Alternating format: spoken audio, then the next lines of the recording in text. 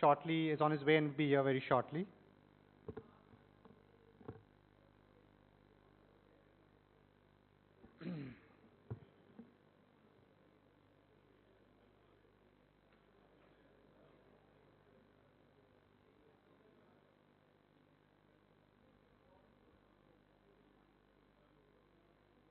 Ladies and gentlemen, may I request all of you to please be seated.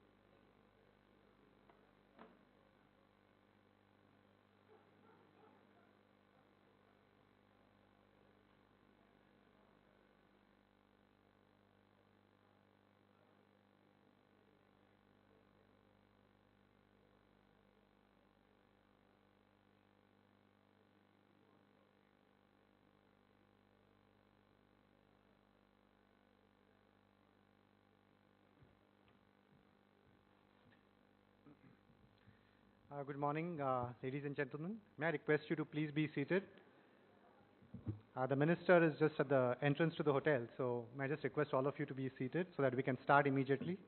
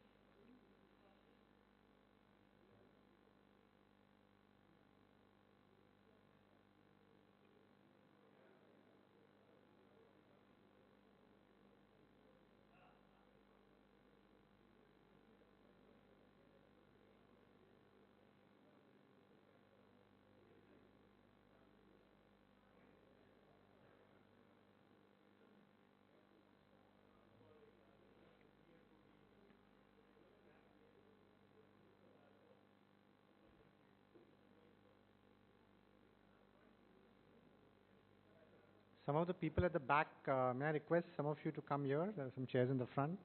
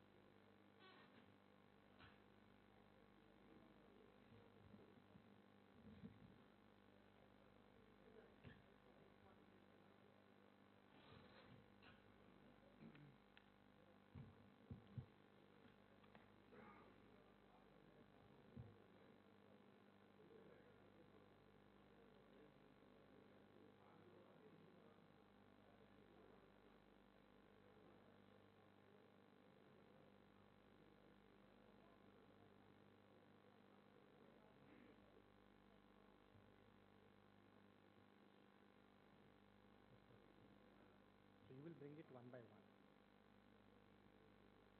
They will come. They know the secret. आपने बता दिया ना?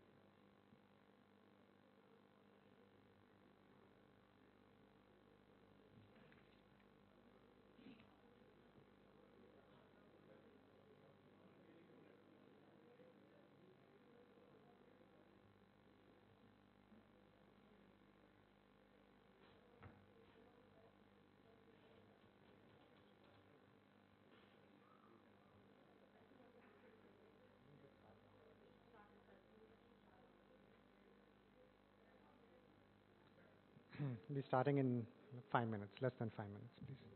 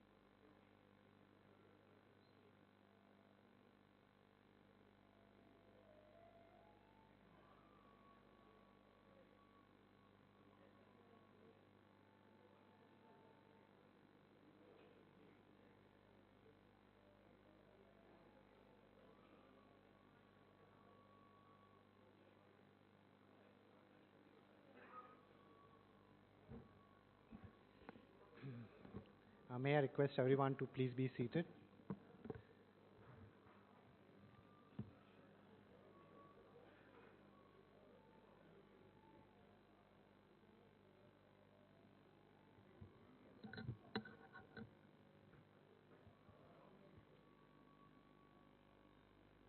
Good morning, sir.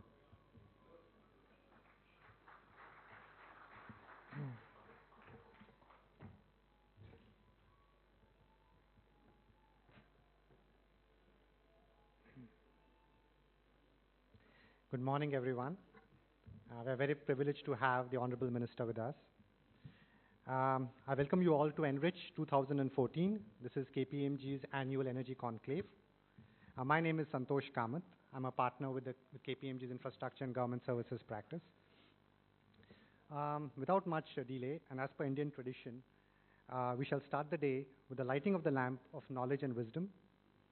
So may I request our honorable guest, Minister of State Independent Charge, Shri Piyush Goyal, along with Arvind Mahajan, Head of Infrastructure, Government and Energy Practice, KPMG, Nitin Athroli, Head of Sales and Markets, and Manish Agarwal, Partner Corporate Finance and Head of Energy and Natural Resources, to kindly start the proceedings. Lighting of the lamp, please.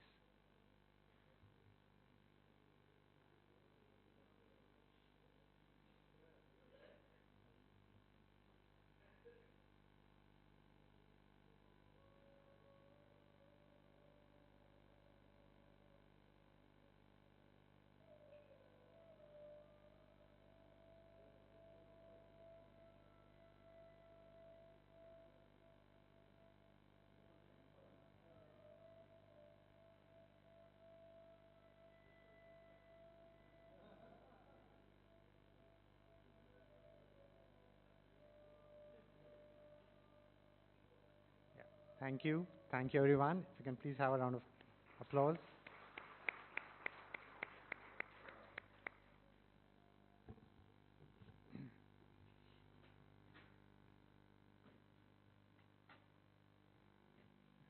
Thank you. May the light of knowledge keep glowing.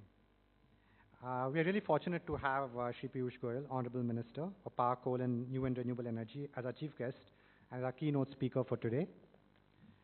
May I now request Nitin Athroli from KPMG to formally welcome our chief guest with a bouquet of flowers, please. Get the bouquet of flowers.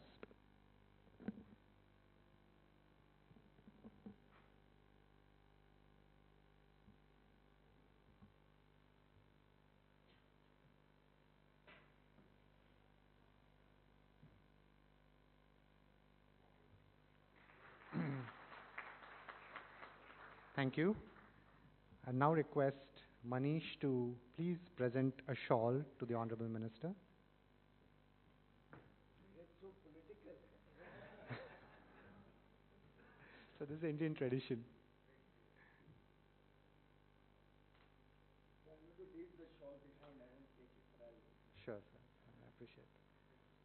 And a plaque from Arvind to the Minister, please. Sorry,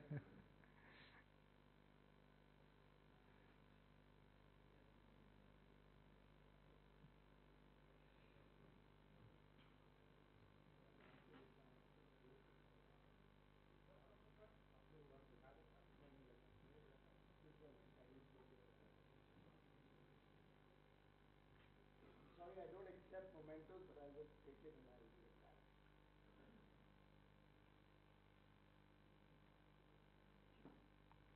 Yeah. Thank you, sir. Thanks everyone. Just to give a quick gist of the event, this is the 5th edition of what we call as ENRich, Energy and Natural Resources Conclave. Over the years, ENRich has evolved into a sort of a think tank for the energy sector, organized by KPMG. The purpose of this conclave is to bring together different stakeholders and debate on pertinent issues today, as they exist today. So on this forum, we have a cross-section of policymakers, financiers, private players, regulators, etc. What we want to achieve is a healthy debate on pertinent issues, on the real issues, filtering the real from the clutter, and finally coming out with potential solutions. The theme of this year's conclave is India's energy imperatives and options, and deliberations have been planned in 4 panel sessions covering various facets of the energy sector. In the last session, which is the 5th session of the day, we would like to summarize the proceedings of the 4 sessions and put forth some ideas. May I now request Arvind to deliver his welcome address.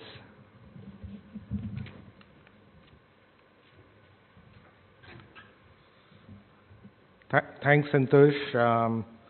Honorable Minister for Power, Coal and New and Renewable Energy, Mr. Piyush Goyal. Ladies and gentlemen, a very good morning to you. On behalf of KPMG, it gives me great pleasure to welcome you to the 5th edition of ENRich. ENRich actually started originally as a knowledge-sharing platform for KPMG's energy practitioners from India as well as globally. Over the years, it has evolved into what Santosh has said, a think tank for policymakers, financiers, as well as energy professionals like you to debate on issues which are relevant to the energy sector at this point of time. I am particularly happy today that we have Piyush, who is a very energetic minister who is here today with us to give his vision of the energy sector as well as what the government is doing and plans to do, from the sector perspective. I would also like to thank all of you who are here, many of who are clients of ours, some who are the panelists for our later sessions, as well as other KPMG professionals and participants who have come today to be part of this event and be part of the deliberations which we have today. So thank you all. It's wonderful to have you here. The overarching theme for ENRich today is really India's energy trilemma: energy security, affordability, as well as sustainability. If I were to articulate this from a power sector point of view, it's about how do we get 24/7 power, which is one of the key themes which the minister is very passionate about, which is affordable, but is at the same time sustainable from an environment perspective. This will clearly mean, on one hand, unraveling a bit of the past. There's a large amount of stranded power capacity. It's about how we need to get that mainstreamed. It's about addressing issues which are required to get them mainstream, which will include, beside the fuel issue, issues relating to regulatory and contractual aspects, as well as financing, which may require in some sense restructuring as well. Secondly, it's also about not just unraveling the past, but in terms of getting the investment cycle back into the power sector. Because if we don't do that, while we address the first, we will have major deficits in the 13th plan, which could actually derail some of the things which we want to do. So that's really going to be some of the things which I'm sure we will debate during the day. And the sessions, as Santosh mentioned, will address issues relating to the distribution aspect of the power sector, the market aspect of the power sector, as well as issues relating to fuel, both coal as well as gas, relating to the power sector. These will be through breakout sessions and through panel discussion, and Chatham House rules, those who are familiar with them, will apply. And we want to have a free-flowing discussion without any fear of what's the implication, because the objective is to have constructive dialogue which will lead to suggestions which will address issues which the country is facing from an energy perspective. So that, I think, I'm sure that all of you are looking forward to this the day ahead. And I'd also want to mention that we have in the audience more than 30 KPMG energy, senior energy professionals from India and overseas, as well as our clients. So I hope during the breakout sessions as well as during the breaks, each of you will have a chance to interact, and our professionals will get a chance to understand some of your issues and possibly give you some suggestions as well. Lastly, I just also wanted to, make sure that at the end of the day, you have a very enriching debate, which we can then leverage to sort of get back to Piyush over the next few, weeks and maybe months with suggestions which the government can action. So thanking you, and Santosh, over back to you.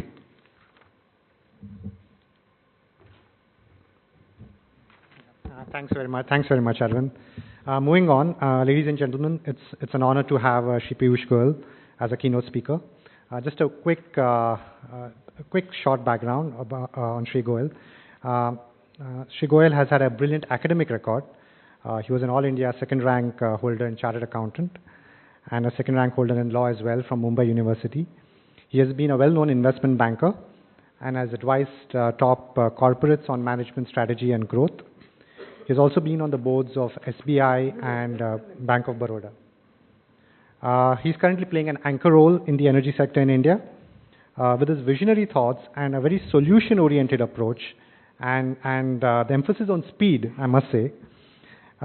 He is leading the power, coal and renewable energy sectors. Some of his pioneering initiatives, which we have seen so far in a short period of 6 months, is the 24/7 power supply initiative, streamlining the coal linkages in India, which is I thought a big initiative, initiation of the coal block auctions, which is very much current, and enhancing coal availability in the country, and an ambitious renewable energy policy, and changing the paradigm of renewable energy, the way we look at it. So may I now request the Honorable Minister to please deliver the keynote speaker. Thank you.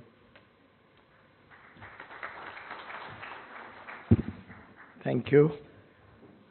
Arvind, Nitin, Manish, Mr. Sid Khanna, Dr. Khandelwal, who can always persuade me to go anywhere that he suggests. Ladies and gentlemen, why Chatham House rules? Anything I speak is public. I'm not shying away from anything that I speak. Anything that I talk can be on record. You can quote me on it because I stand convinced that what I'm doing is in national interest. It is in the interest of all the three imperatives of the sector: security, affordability, and sustainability. And I'm convinced we are doing it honestly and sincerely. So I don't see any reason why I have to be worried about being quoted outside. So I can leave the discussion to complete open dialogue. You can quote me anywhere. You can hold me accountable for what I say. At the outset, what interested me most when I heard about this conference was that energy is finally taking center stage, as it should have been for many years, in the nation's dialogue, in the nation's agenda for long-term growth, for reviving the economy, and also getting international and national focus in terms of what this government plans to make sure that every home, every industry can get 24/7 power. We can visualize, envisage a situation where, as I have often said, India can be truly diesel generator and inverter free. And I would like to at the outset repeat and confirm that this government stands committed to making 24/7 power happen within this term when we go to elections in 2019. Towards that end, the last 6 months, and coincidentally today I complete 6 months in government. I was sworn in on the 27th of May. in the last 6 months, the journey has been a twin-track journey. While we were studying what went wrong and trying to find solutions to set right some of the wrongs that were pretty much evident and could be sorted out quickly, we were also working on an agenda on the task ahead to see how, in a defined time frame with accountable steps and monitorable objectives, we could actually get every home connected with power, we could get every industry secure and good quality power. And the farming community, the farmers who over the years have had to suffer a lot of pain, particularly because of lack of power, lack of adequate power, or lack of timely power. It was very essential also for the food security of India to ensure that we give them adequate and timely power. So these were the broad mission that we set out with on 27th of May. The Prime Minister gave a very clear message when he got all the three ministries under one roof, the power, coal and the renewable energy, which in fact reflects to some extent the mindset of the government. Clearly, there are three dimensions to the power imbroglio that we are facing today.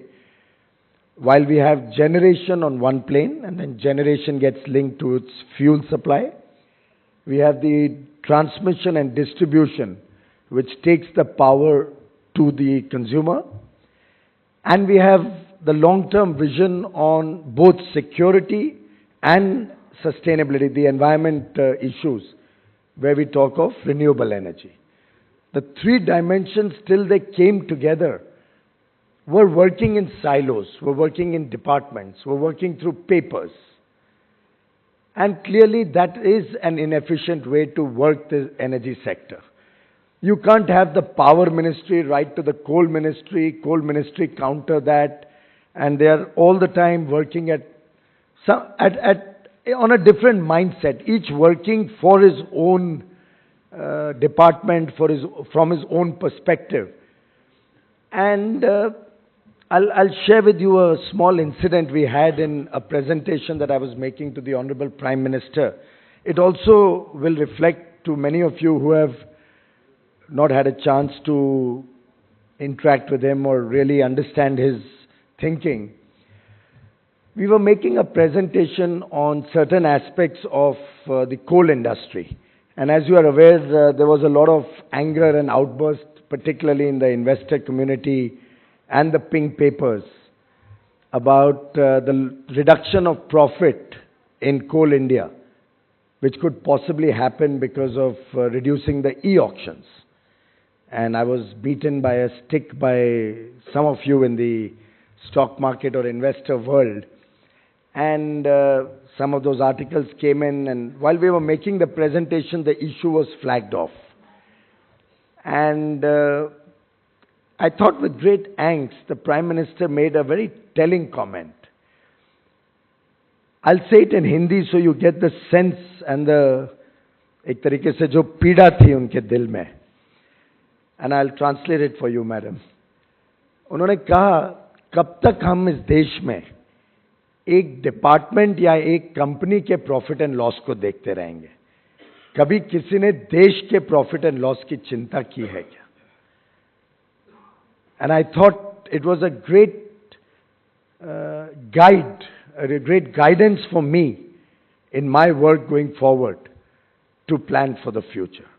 In fact, while I've always held him in extremely high esteem, I think that day the mind of the leader was truly reflected in terms of what we have to do, what has to be done in national interest, what is for more common good of the people.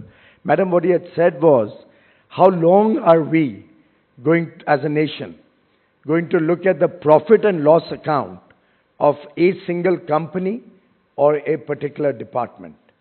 When will anybody think about the profit and loss account of the nation? and what is good for the nation as a whole. And that has kind of led me through my few months in government to look at every issue objectively, to look at what needs to be done while setting the system right, also keeping in mind the objectives of affordability, as you just mentioned, sustainability, and the energy security of India. In fact, before I came in, I was just reading an article my office just flagged off with me in one of the pink papers, in which there's a suggestion that there are several things wrong with the auction, e-auction proposed of the coal mines. And 5 points were flagged off, and I felt very sad. Of course, none of them has any relevance because A, either they have not understood what we are doing, or B, they seem to be batting for industry. They seem to be batting for a set of people rather than looking at national interest. But that's a different story. Why I felt sad was that we are once again only looking at how quickly can we denationalize coal, how quickly can we get the whole country into a market-driven process in the pricing of coal. And in that sense, there's such a dichotomy in this nation, where we have on the one hand more than 30-35% of the people of India still starving for electricity, still starving for the basic amenities of life, good education, good health care. Many people still dying of malnourishment, farmers committing suicide. And we, in our myopic vision, are not willing to look beyond what we believe is good for industry, good for business, good for the stock market. And in that sense, I just flagged off this issue because I was just reading about it. I just flagged it off to explain the mindset with which we are going ahead in our plans. I'll come back to the 3 dimensions that I talked about. Generation with its fuel supply issues, transmission and distribution, and renewables. Of course, in transmission and distribution, one could also consider the payment that people have to make for getting the power to their homes or their businesses. On the generation front, I was pleasantly surprised to see, I'm adding the word pleasantly, which may not be liked by many of you who are talking about them as stalled projects, incomplete projects, projects hungry for fuel and whatnot. I appreciate that. That's not my doing. It's what I've inherited as a legacy. But the pleasantness was that today we have an ability, if I can sort out the fuel problem, to increase the generation from the existing capacity, which is at different stages of implementation, by nearly 50%. So India, which produces 1 trillion units of electricity today, can take it up to 1.5 trillion just with the given capacities available or at stages of development in the country. Now, very clearly, I agree with Arvind that this is not the end of the world. We have to plan 20, 30 years ahead. So we'll need new capacity to come in. But I don't think as a nation, we can be worried today about the new capacity while we have billions of dollars, lakhs of crores stuck in existing investments which are languishing for want of fuel. And in that sense, much as there are arguments given by departments or officials, sometimes previous governments, that look, we never assured them the fuel in the first place, so it's their lookout. But I believe they are national assets. I cannot take the view that we don't bother about what's already happened, what's already invested. I can't take the view that it's their problem to sort out. It's the nation's problem to get fuel to them, get them churning out electricity, and get that electricity to the people. So in that sense, the pleasantness was that we have an ability to bump up our electricity generation by at least 50%. That's 500 billion units, and it's not a small number. If I can bump up the plant load factors from the 63, 64% right now to the 90s and 100s, In fact, dedicated 2 power plants to the nation in Bihar 2 weeks ago. And as we switched them on, both of them ran at more than 100% capacity. The 660 megawatt supercritical thermal plant in Bard, which is the first indigenously produced, BHEL produced supercritical technology thermal plant. And it was such a delight to see the number bump up right up to some 700 or 695 or something on a 660 megawatt power plant. And another which was a refurbishment done by BHEL in Kanti, also in Bihar.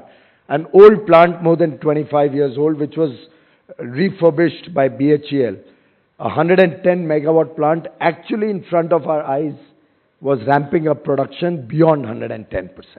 And in that sense, I must pause a moment to compliment BHEL and compliment the spirit of India, which has the ability, as the Honorable Prime Minister says, to make in India, which has the ability to innovate in India, and which has the ability to satisfy India's demands, needs, and concerns very honorably, very proficiently, very efficiently. Having said that, the 50% that we already have available to bump up, there are certain challenges along the way. One challenge, as I just mentioned, relates to the old plants, the over 25-year-old plants. And you'll be happy to note that probably that was amongst one of my first decisions when I came into office. Maybe in the first week or at best the first 10 days, when I realized that there's nearly 30,000 megawatt of capacity, which is over 25 years old, largely in the public sector. And they are coal guzzlers, they pollute the environment disproportionately. While it may ostensibly seem that they are very cheap producers of power, these are written down plants, so they almost consider a zero cost on the fixed cost side. Coal is supplied cheap because they are public sector plants. So net, it sounds as if it's a very attractive proposition to keep running them. But the fact of life is we are guzzling coal and we are polluting the environment. So I have taken a decision which is now law of the land, it's the policy of the government, that every plant which is over 25 years old will have an automatic approval without going to any department to replace with a new plant. The new plant can bump up its capacity to over 50% more than the existing capacity. They can club together 2 or 3 plants that they may have. The owner or the PSU or the government can club together a few plants and get 50% addition on that, taking it to the nearest supercritical plant capacity. So that while we are replacing them, we don't do a half job. We take it to the most efficient levels of pollution or environment control as well as coal efficiency. So that was one of the first steps that we took, and I believe NTPC has already started the process of identifying what they need to replace. I'm in dialogue with several states to see what they would do in this respect, and I've also offered the support of NTPC and BHEL to make this happen. You'll wonder why I'm talking about BHEL so much, but that's because this government does not work in silos anymore. It's a government where we pick up the phone and talk to each other, where we talk to BHEL, even though I'm not the Minister of Heavy Industries, without offending Mr. Gite, who's the Honorable Minister, or he can talk to my colleagues in my department without having to worry that it has to be routed through a channel, proper channel as they call it in the government. So this is one big advantage of working in the current environment, where the departments, the shackles of department are gone. We can actually work as an integrated whole, as an organic entity, which the Honorable Prime Minister had talked about in his address on 15th of August from the ramparts of the Red Fort. In terms of fuel supply, we have major challenges which you are all aware of in terms of the cancellation of 204 coal blocks by the Honorable Supreme Court. I do remember how when that judgment came on 25th of August, the whole world thought that all hell is going to break loose and the energy sector is going to collapse. I wouldn't be surprised if some of you also felt that way on 25th of August. I remember on 24th of September when the actual cancellation of all the blocks took place. And in the intervening period, when we were required to give the government stand, our approach was that we will leave it to the Honorable Supreme Court to take a decision. We will not interfere in trying to save some or not save some, because the moment the government gets into that, it's a dangerous territory, because where do you draw the line? There was a set of plants which was flagged off in the court which are already running, a set of coal blocks which are already mining. There was a set of coal blocks which are absolutely ready to mine. Another set of coal blocks 1 step away. Another set 2 steps away. And moment government would take preference to one set of blocks, you had that immediate pressure that then I'm just 1 step away. Take me 15 days to start.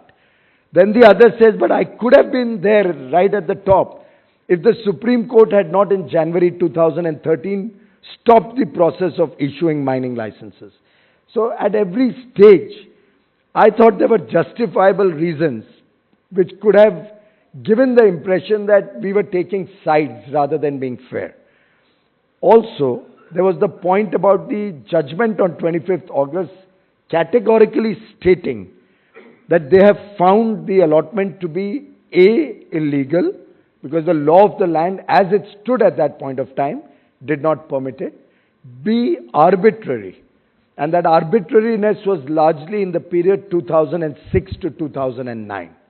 If you go into the judgment in detail, it's a 160-page judgment, which I remember reading on 25th August.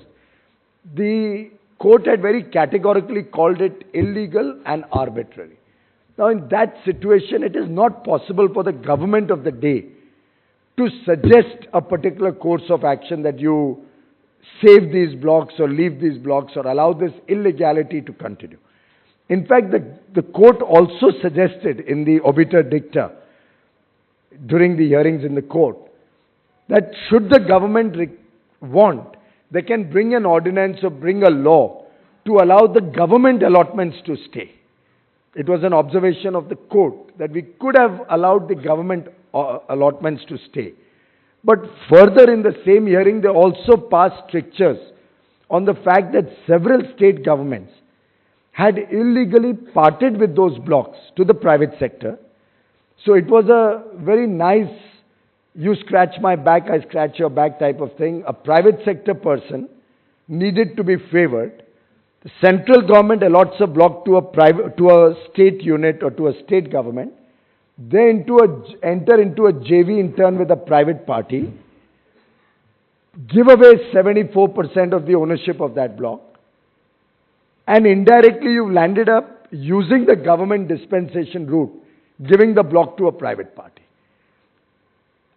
We in government thought that was not something we intended to do, and we do not wish to be a party to any such manipulation of the law, and decided that we just give our affidavit that these are the facts, these are the mines which are under production. But I personally added in my hand the line that the government is not suggesting any particular course of action. The court in its wisdom may take its view, but our one request to the court, and I hope you will all appreciate the sense of urgency and I could even call it fear in my mind. My only request to the court was, please don't set up a committee now to look into all these matters. Because should a committee have come in, India would have been doomed for years to come. There would have been hearings for years on end about who is right, who is wrong, what was proper, what was not proper. And all our plans to give 24/7 power to everyone would have got completely derailed. And all these coal mines, 204 of them, would have remained in the papers without having a single kilo of coal mined out of them.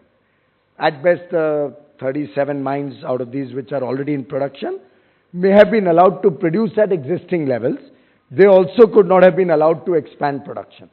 Should it have gone into the committee stage and all the reassessment of each individual case. We took the view that we just request no committee. Whatever the court decides, we will honor that. We'll find a solution around that. I was very, very delighted when not delighted that they all got cancelled, please don't misunderstand me. I was delighted that no committee was formed.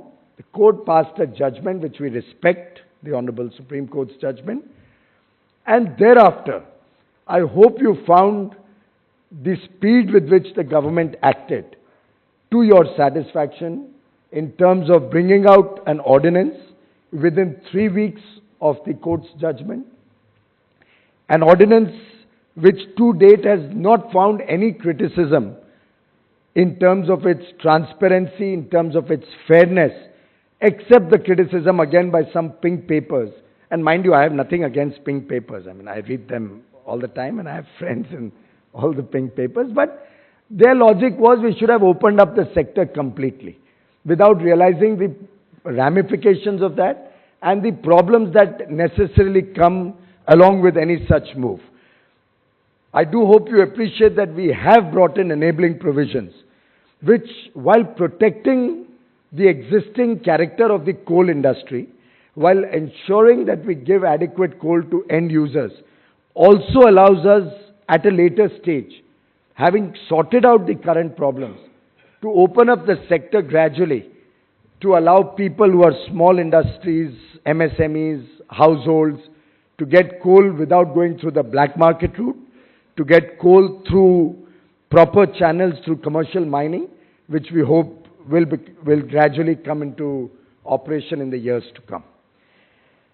I believe the rules are out in public domain. We've received a lot of comments which we are assessing, and after which we'll notify the final rules.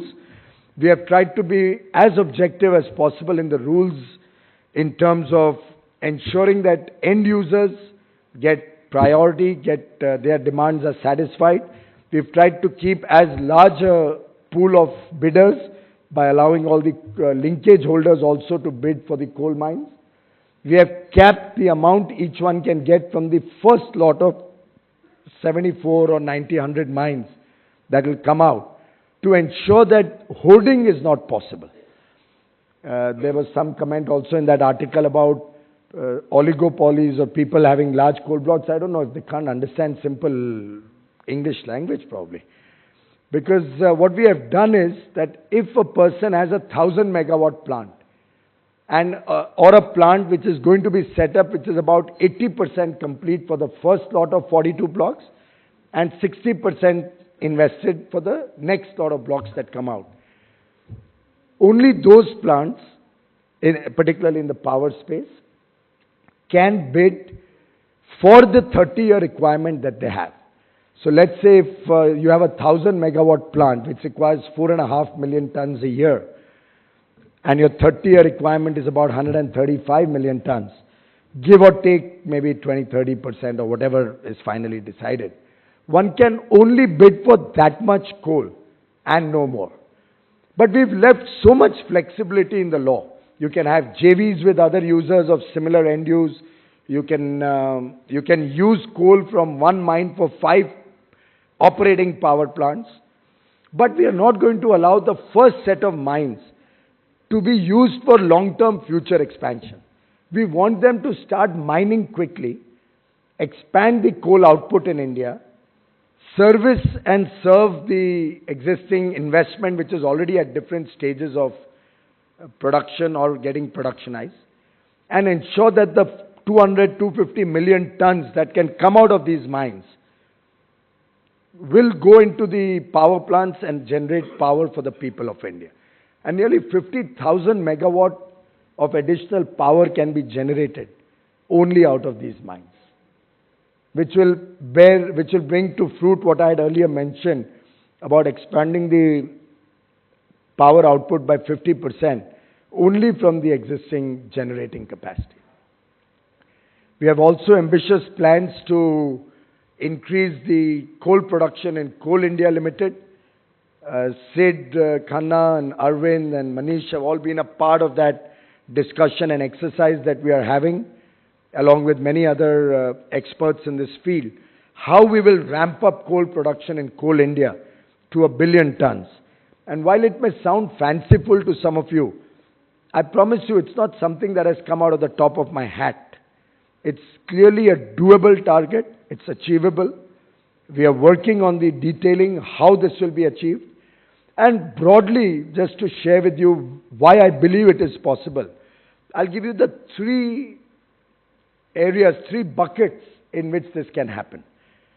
And many in KPMG have been involved in this exercise, so they will be able to confirm what I am saying.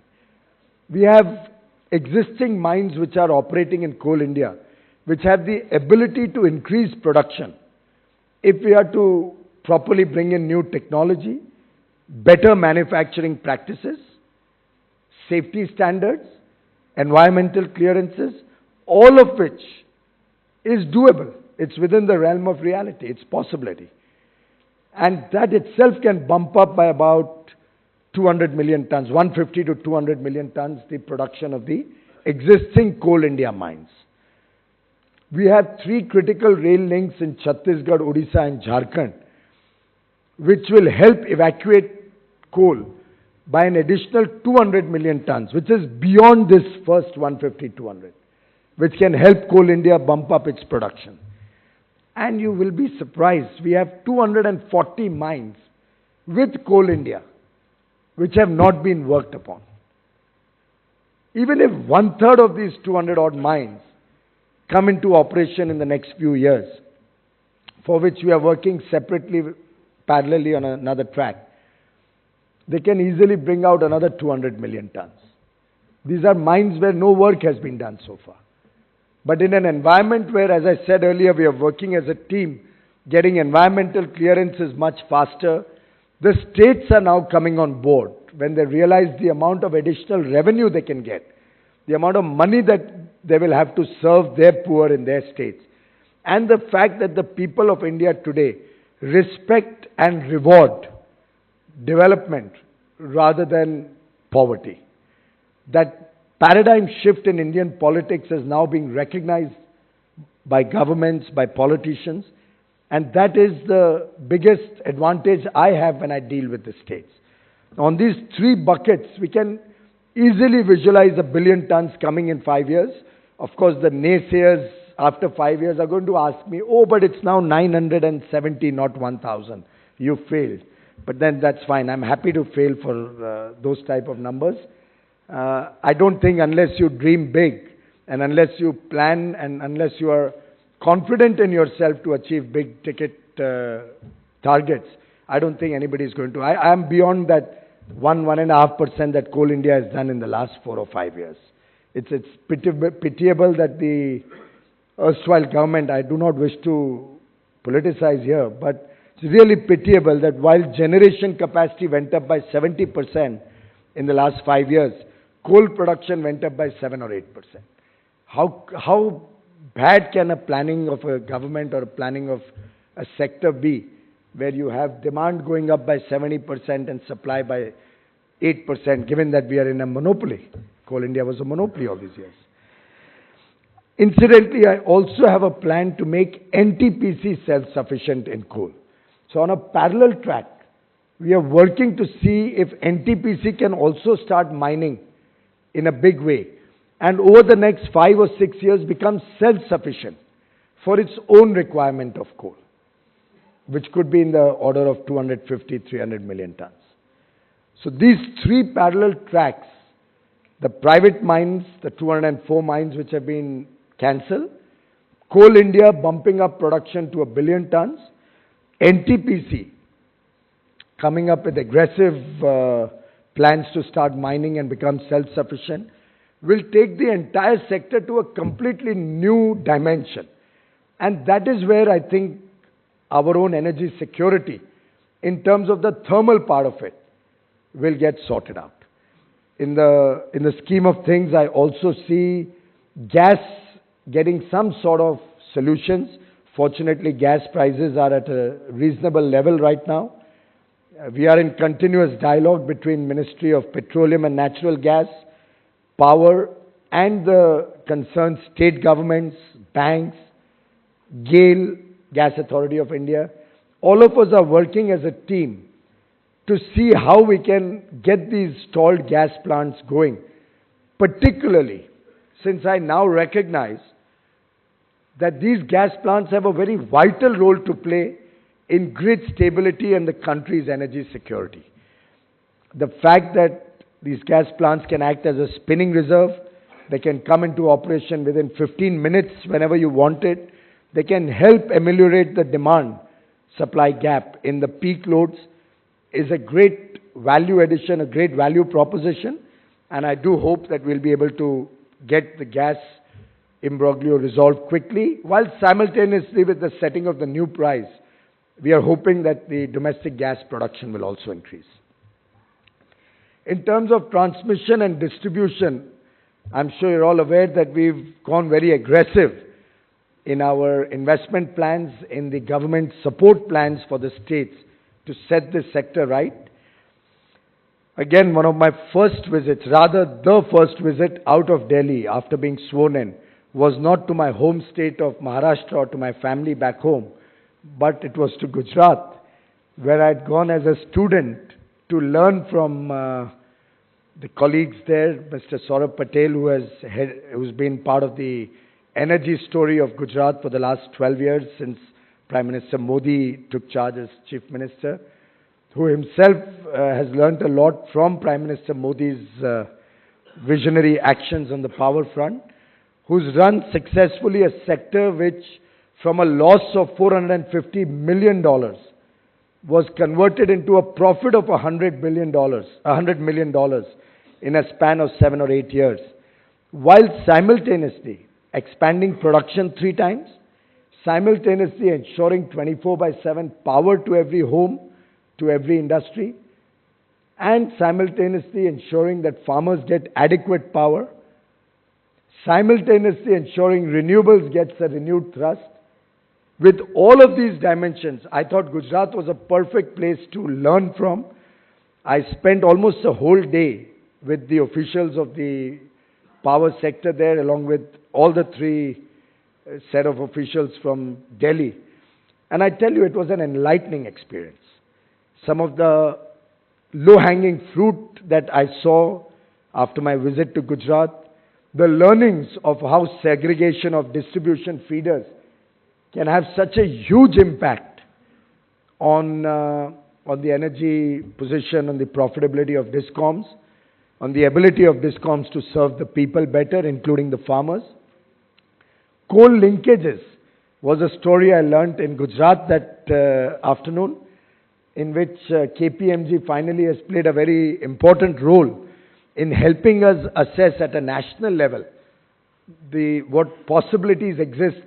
And you'll be happy to note that there's $1 billion saving, 6,000 crore rupees saving that came out of my afternoon visit. I'm only scared Saurabh Patel or Narendra Bhai should not ask me to, compensate Gujarat for all my learnings that day. But a 6,000 crore rupees saving out of potential rationalization of coal linkages as assessed by KPMG.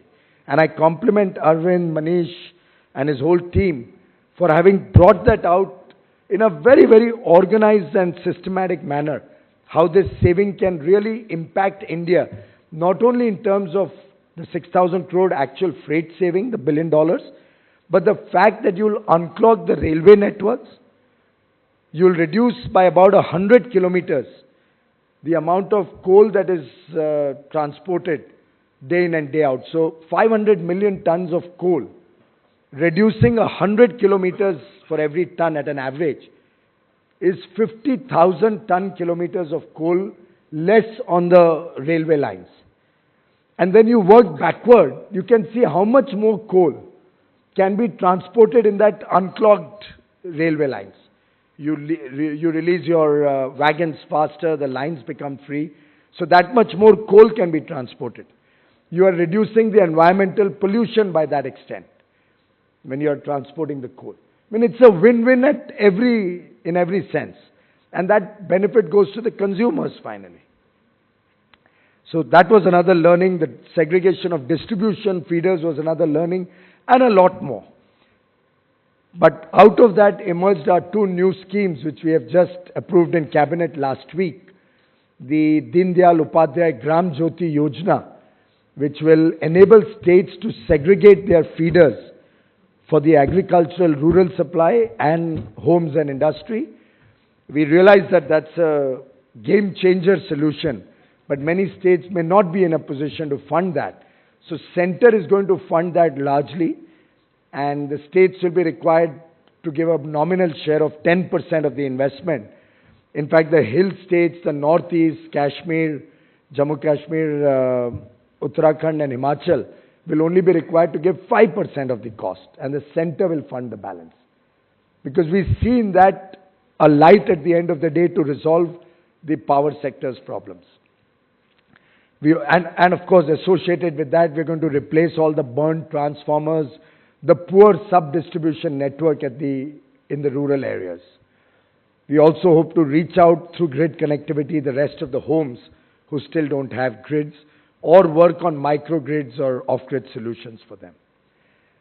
Simultaneously, we've launched the Integrated Power Development Scheme, the IPDS, which will, in the urban areas, upgrade the distribution network. Delhi, you are all aware, or many of you who are from Delhi are aware, went through hell last year in the summer. And it was a story where I had power all four sides, but could not push it into Delhi because of lack of transmission links. It was difficult to get power into the system, into Delhi, because of lack of transmission links.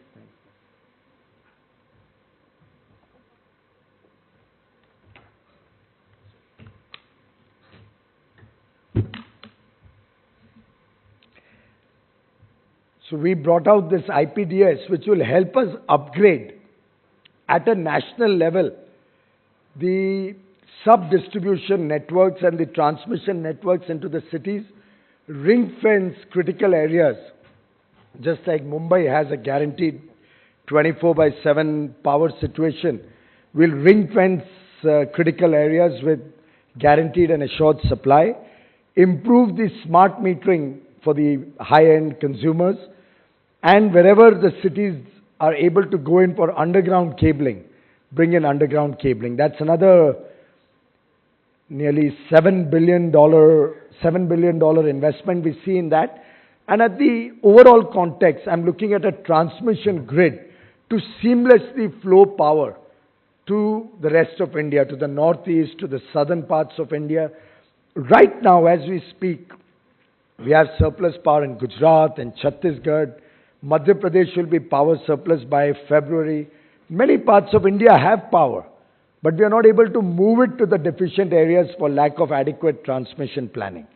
So we are investing heavily in expanding the transmission grids. And you may have seen in the last 3 or 4 months, alone we have approved about $4 billion of transmission networks. In the days to come, this will be rapidly ramped up. And I envisage an overall investment of $50 billion in the transmission and distribution network in the next 4.5 years.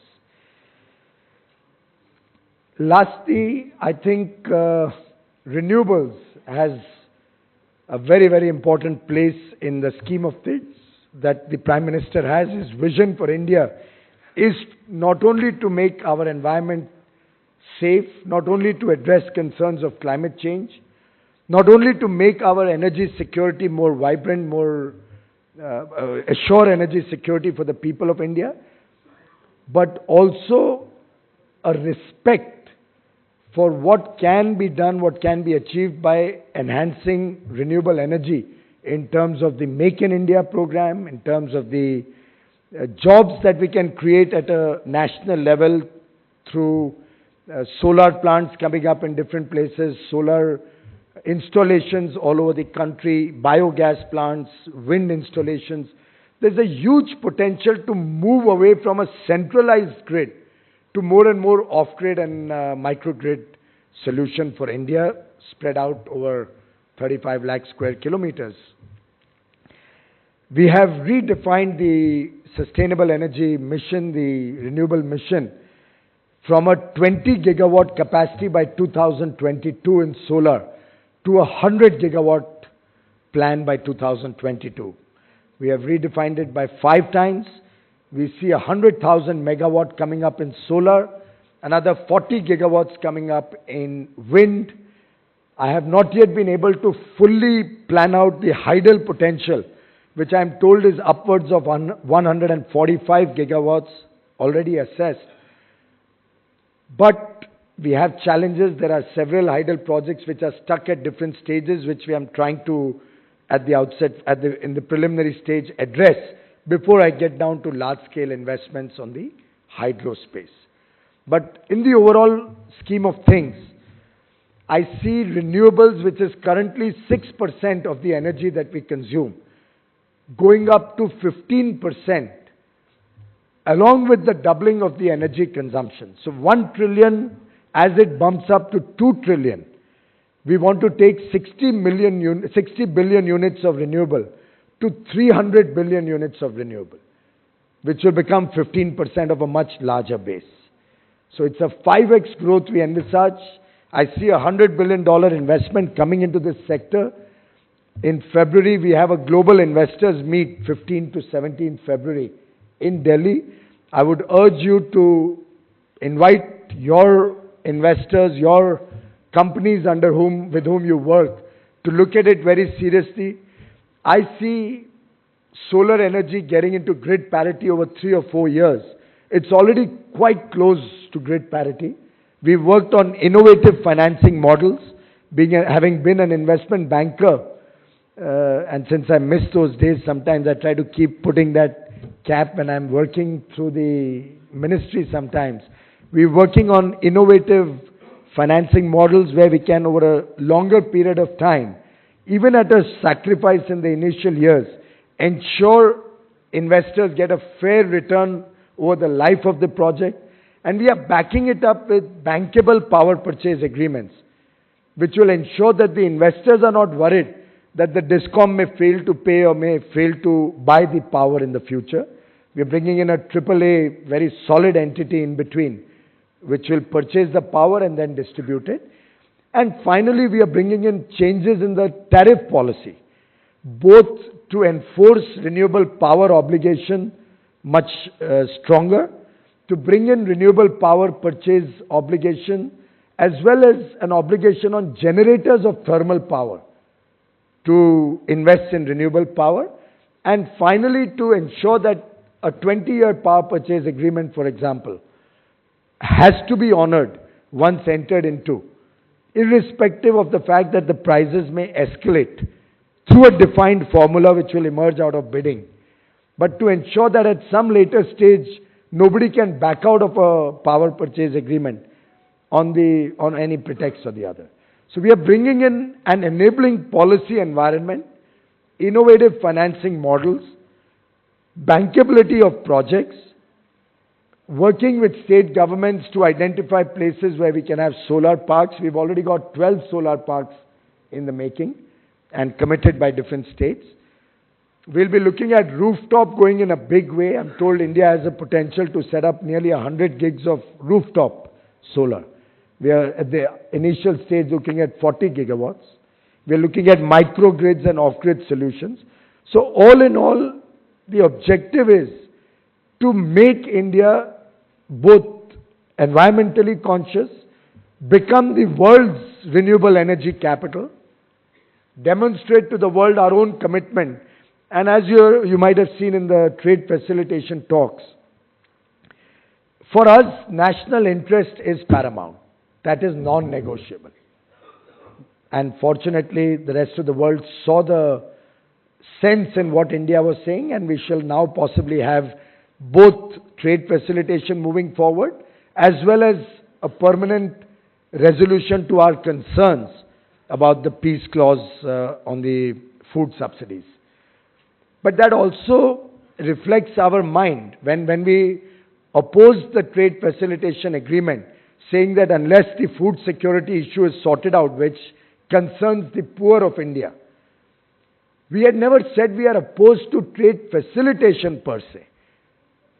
We had committed ourselves to trade facilitation suo moto. And that is what Narendra Modi ji stands for. The Prime Minister is committed to making business easy in India. Minimum government and maximum governance is our motto. But we can't do it with a gun on our head. And we can't do it with the poor of India having to suffer potentially in the long run. With that same mindset, when we talk of climate change and we talk of environmental issues, we must balance the development imperatives of India with our concerns for the environment. It's very easy for some of the Western worlds to talk about climate concerns and even call India the fourth largest polluter without giving regard to the per capita pollution that we give out in India. And I think it's absolutely unfair that you build your highways, you make your ports and airports, you have your power plants all set up, and then you preach to somebody else who's trying to go up the parabolic curve of development to serve its poor. So one will have to stand up for national interests. I would urge all of you to reflect on this also. When you talk, when you write, when you contribute articles, when you go to different fora, I would urge you to reflect on this. That is it in fairness of things. And by the way, the United States of America, as we speak, generates more than 60% of its power through thermal coal power. So it's something which I have not been able to figure out what we are being asked to be accountable for. Having said that, the Prime Minister personally and this whole government is committed to a sustainable and clean environment. In fact, when the Americans and the American former president, vice president talked of inconvenient truth, our Honorable Prime Minister had said and written, we want convenient action. And that's what the Honorable Prime Minister and his team stand for. Rather than cry, we believe in action. We believe that there is a reality before us, but we are not going to be daunted by that. We are going to work around that. We're going to work to serve the people of India, and we are going to work to balance all interests in national interests in all the decisions that we take. I may have exceeded my time a little bit, but I thought I'll give you a more holistic perspective of the sector as we see it. Thank you very much, KPMG, for this opportunity to share my views, and thank you all of you for your patient listening. Thank you.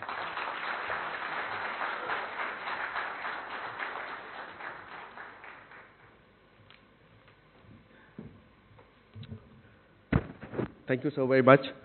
It's my great honor and privilege to propose a vote of thanks on behalf of not just KPMG, but I'm sure on behalf of each one of you, to Honorable Minister of State, Power, Coal, New and Renewable Energy, Independent Charge, Shri Piyush Goyal, for being the chief guest for this event and sharing his perspective, sir. I think you would have seen the clarity of thoughts, energy, and the passion that he brings while he was talking about it. It's pretty clear as to how he's looking at the entire sector as a much more holistic sort of a level.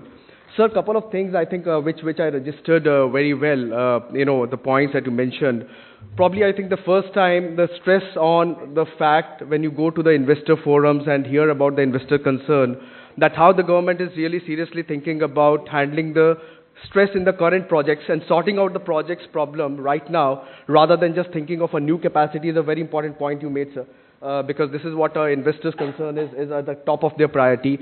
I think the focus that you also stress on the transmission and distribution side, sir. I think a lot of time when we meet investors outside, what always comes is that India is always very paranoid with the generation side and has really missed the concern around the transmission and the distribution side.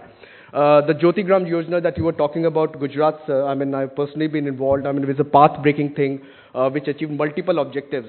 And the translation of that to the national scene, I'm sure, is going to solve a lot of these problems on the transmission distribution side.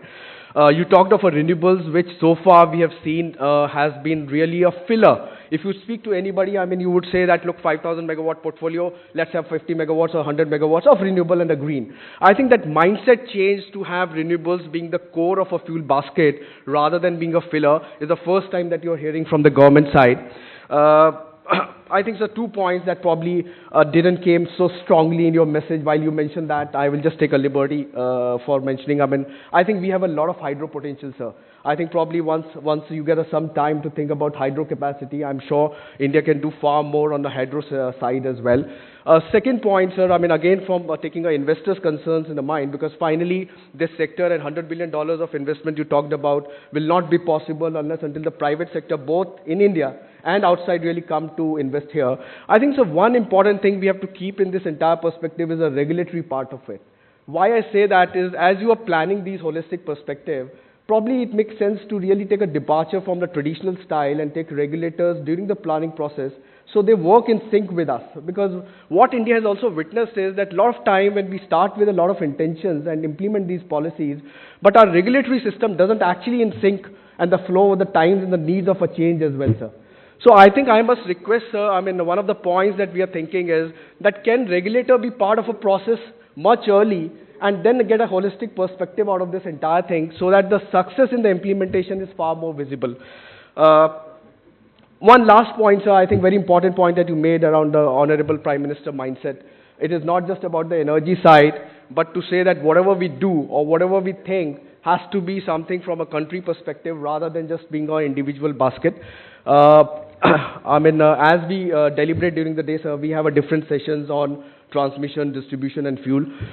Towards the end of a session, what we propose to do is that you can have a wish list of a laundry items, but we want to identify 2 or 3 big points that we want to work with a government and the policy makers through this industry forum, which doesn't have a sort of an agenda. It is just from a sector point to say that these are the 2 or 3 key ones which we believe will go a long way to address But to get a... flag off all the others. Sure, sir, I will do that. But flag off all the others, something may emerge out of it. I will do that, sir.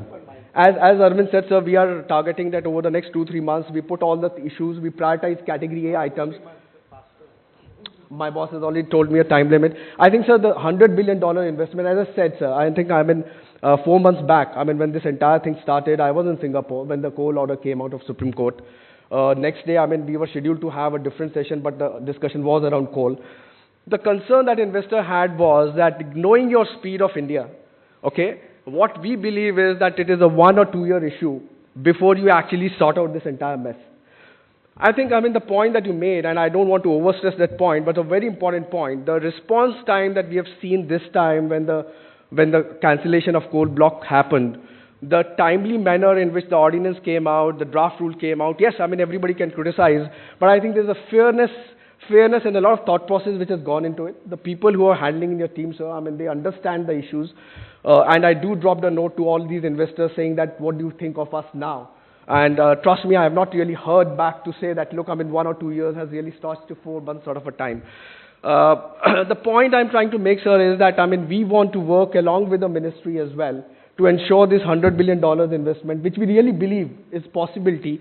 And as you rightly said, if you address these issues of a fuel and the PPA, probably, I think, I mean, these investments, people are more than willing to have these investments done. They are very fine with the interest rates and the returns that we offer in India. In their markets, they are not getting these sort of returns. But the issue is to just sort out the PPA problem and the sort of a fuel supply agreement. I think, sir, one more point which I will say before I just leave it here is that on the power purchase agreement side, I think, so the kind of biddings that one would need to see, because everything gets linked to the bidding, unfortunately, today. The coal supply, of financing issues, I think we must do something about that third issue as well. So hydro, regulatory, and the PPA issue is my request that if you can really incorporate in your sort of a planning process as well. With this, ladies and gentlemen, thanks for being a patient. Thanks, sir, for being taking time out during a parliament session as well. Thanks a lot, sir. Thank you very much.